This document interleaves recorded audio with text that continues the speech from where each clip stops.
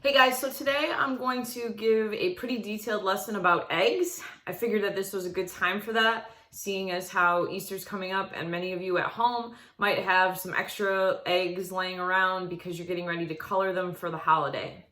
So the first thing that I'm going to talk about today is where eggs come from.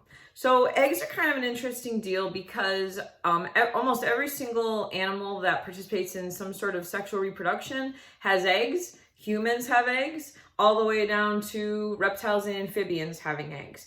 So there are only certain animals that lay them, where the baby develops and hatches on the outside, and those animals are known as oviparous animals. And so that includes birds like chickens, reptiles, amphibians, and that kind of thing. And there are actually two mammals that can lay eggs and will have the babies hatch in an external environment.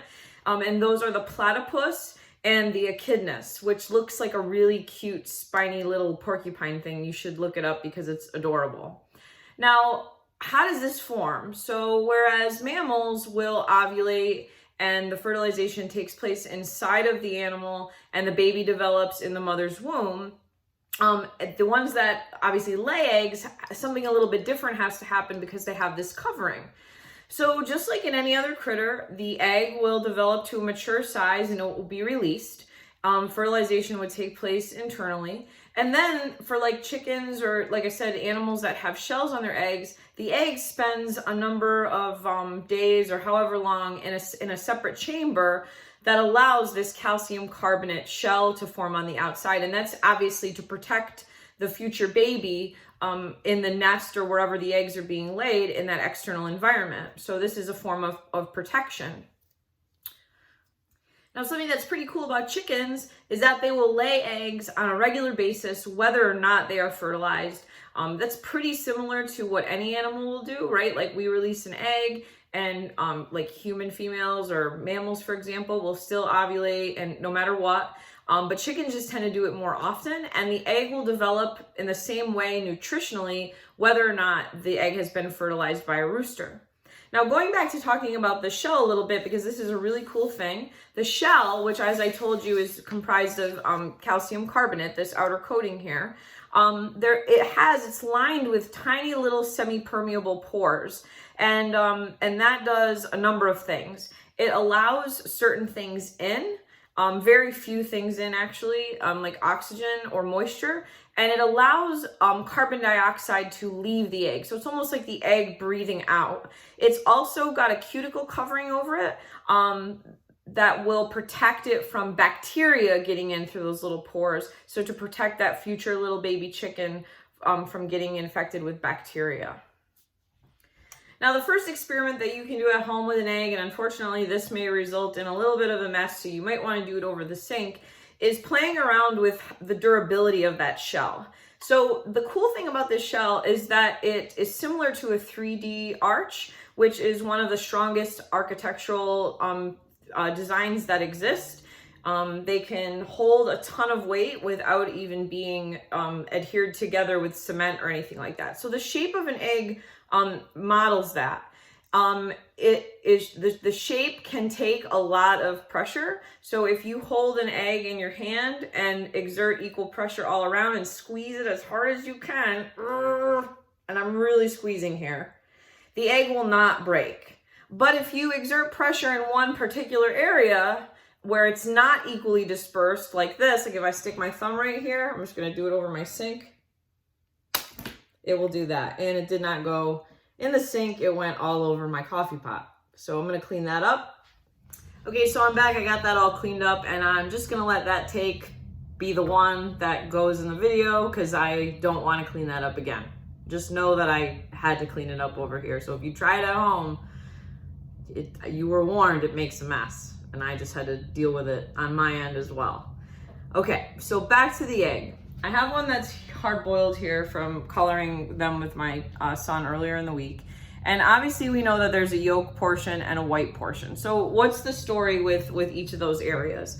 So the egg white, which is known as the albumin, which when you crack open an egg, it tends to be clear. What's kind of cool is you can tell something about the age of an egg based on what the white looks like. Older eggs will actually have a clearer white, whereas fresh eggs will have a cloudier white. And that's because upon formation of the egg, there tends to be carbon dioxide that's dissolved into the white. And so as the egg gets older, it releases that carbon dioxide from the white and it escapes out through the shell. So again, a clearer white shows an older egg. They're called whites because they change color when you cook them. Obviously, they go from being clear to being a bright white color if you've ever had a fried egg. And they're made up of, even though they are, viewed as a really good protein source, they're actually only about 10% protein and 90% water. And the job of the white is to protect the yolk. The yolk has all of the nutrients that are going to be provided for the embryo, the little baby chicken that is going to form inside of that egg. So why do they harden when they cook, whether we scramble them or hard boil them? What's happening there?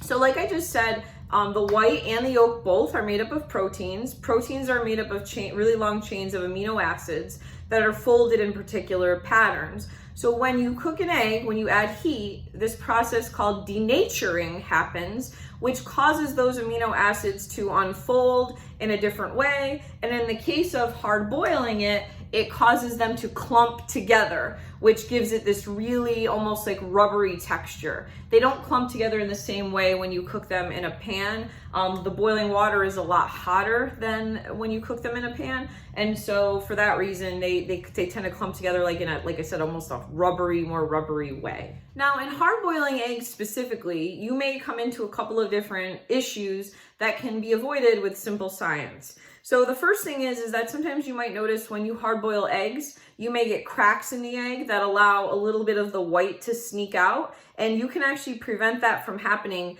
by adding salt or vinegar to the solution of water, because that will allow the egg white inside to cook faster. And so it will harden before the shell has an opportunity to crack.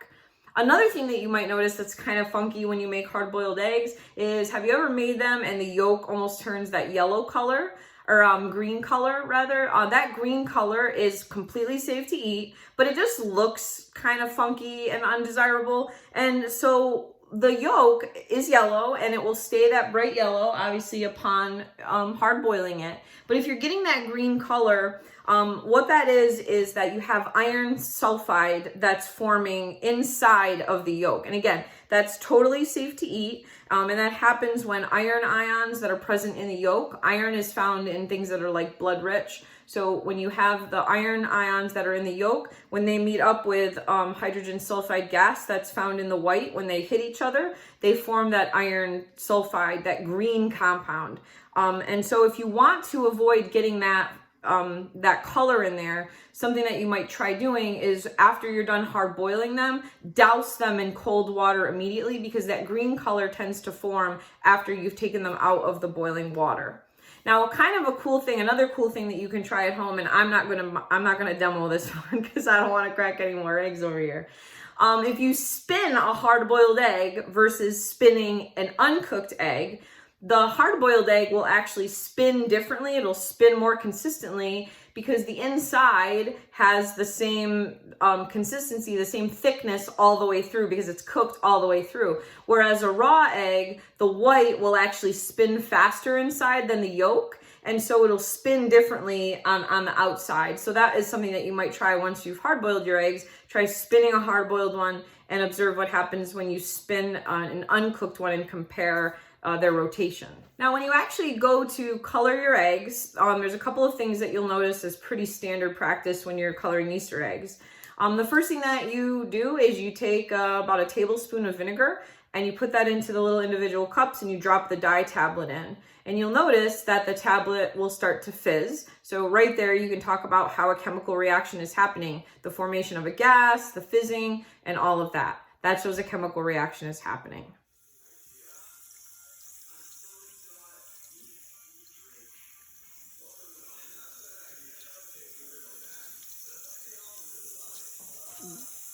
So why do we need that vinegar to make this happen? So in most processes, dyes tend to be acidic because that helps them to stick to whatever surface is in question. And that works really well in particular here because the outside coating of an egg is calcium based. So those dye molecules will bond or adhere to the calcium ions that are in the shell.